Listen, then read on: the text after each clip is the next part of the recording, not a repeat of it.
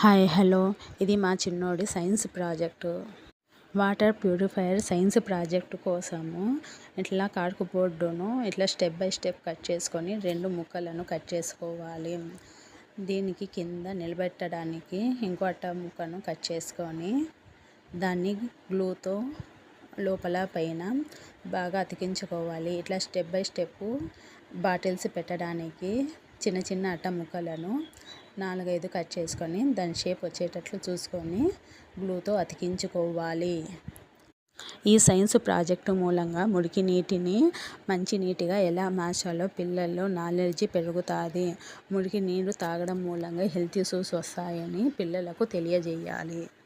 ఇట్లా వీడియోలో చూపించినట్టు గ్లూ వేసి అట్ట ముక్కలను అతికించాలి. బాటిల్స్ను హాఫ్ లెక్క కట్ చేసుకొని దానికి హోల్స్ పెట్టి స్ట్రాను 4 పీసెస్ లెక్క కట్ చేసుకోవాలి.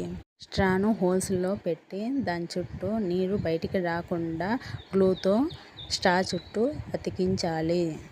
ఇట్లా వీడియోలో చూపించినట్టు గ్లూతో అన్నింటినీ అతికించుకోవాలి.